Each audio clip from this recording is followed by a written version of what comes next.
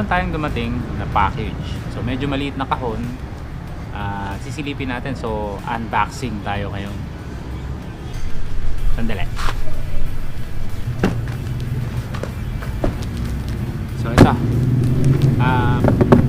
Medyo maliit, di ba?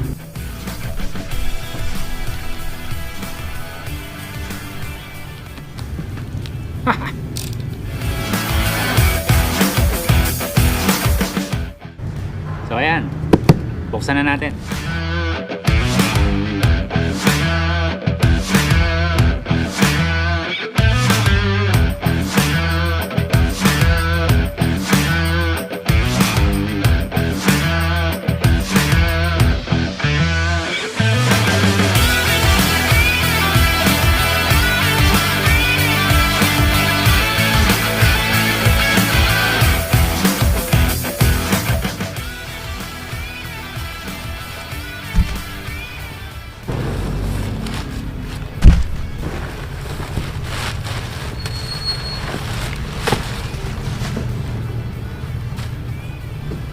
Wala atan laman to eh.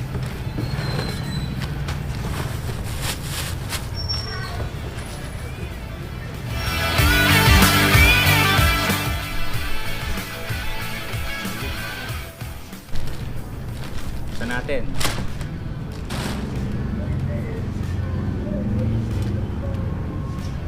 Surly Rabbit Hole. $131. So yan, ang unang laman, dalawang Surly Rabbit Holes. Ang presyo, $130.99. $130.99. So bali $131 ang isa.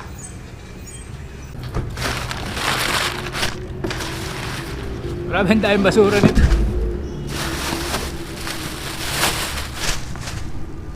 So yun. Ang kasama pa niya ay the Ranger 2.4 29er. So goma para sa Project 888.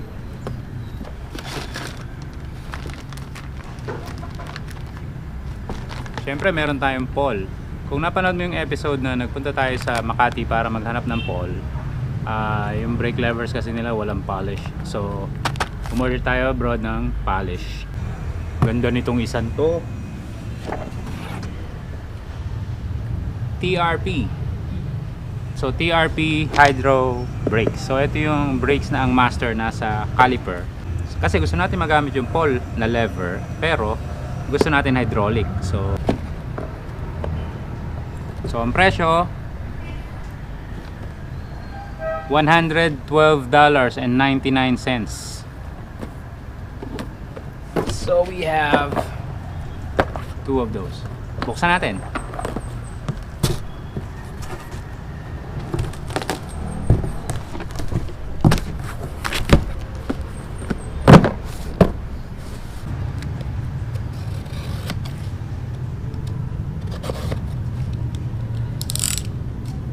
Yan, so post mount hydraulic pang road.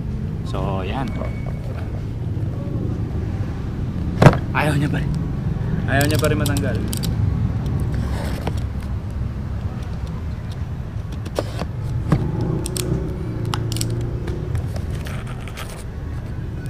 Ayan.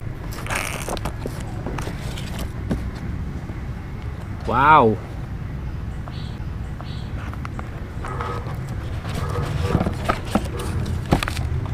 Sobrang ganda naman ito. This is nice. Teka.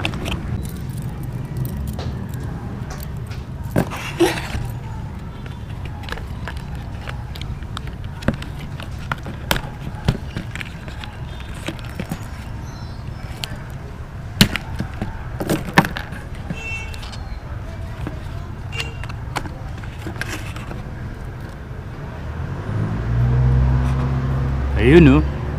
Guwapo. So bali ang mechanism nito is same as hydraulic calipers, pero instead na yung master niya nasa lever, ito ang master niya nandito mismo. So yung master natin, hihilahin natin tong lever via cable. So mechanical yung lever natin, pero pag pinrest niya rito, hydraulic pa rin yung gagana. So modulated ba yun?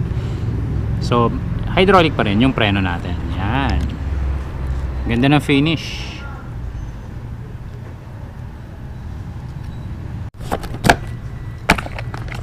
Ano ba to?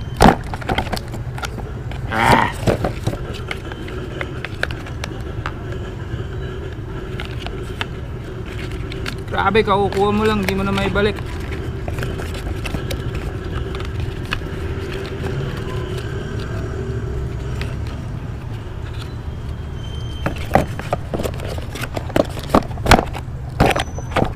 Ayaw mo, wag.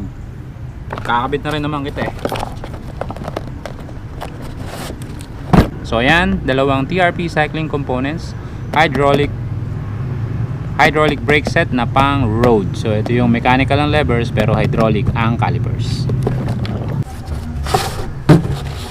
So yon, tsaka surely rim tape.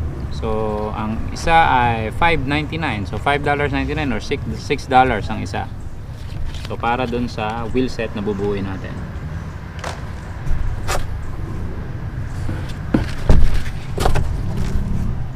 So ayan, dyan nagtatapos ang ating unboxing. Teka, hindi pala natin binuksan to. Ayan, dito sa Pilipinas, ang bentahan nito is yung 9,000. Brake levers na mechanical, 9,000 pesos. So buksan natin.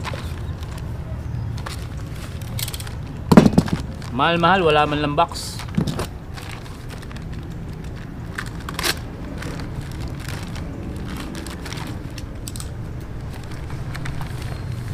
Ayun.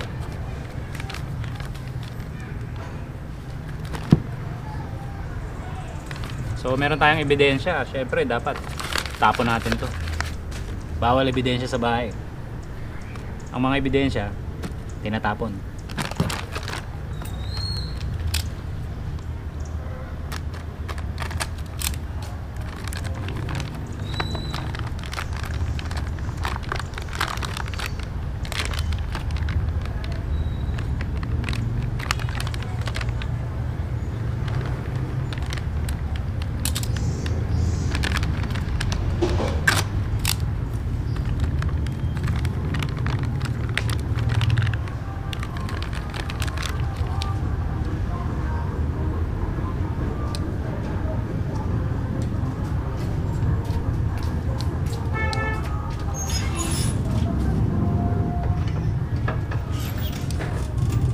So ito na si Paul. In fairness, naka ball bearing yung lever. Tapos maganda yung polish. Made in USA. So yan ang nagpamahal dyan. So yun. So ito na lahat ng laman ng ating box. Gagamitin natin to sa Jones bike kasi meron tayong i-upgrade na Jones bike. Maliban pa rito, may mga nabili na tayong una locally. Meron tayong episode na namalengke tayo sa Manila, sa Makati. So may mga Paul components na rin tayong nabili doon like stem and seat post. So ikakabit natin lahat yan sa Jones bike. So ayun, hanggang sa muli, magkita-kita ulit tayo sa susunod na episode. This is Jay and you are watching bikecheckph. Huwag mong kalimutan mag-subscribe at yung bell. Teka, pahabol nga pala, sandali lang. Pahabol lang, shoutout nga pala kay Mr. John Vincent Perles ng Team Bike Toria. At dumating na si Project 8888. So ayan, bali dalawa ang project natin ngayon, yung Jones Bike at ang 8888. So medyo abot-abot ang i-video natin. So kita-kits sa susunod na episode.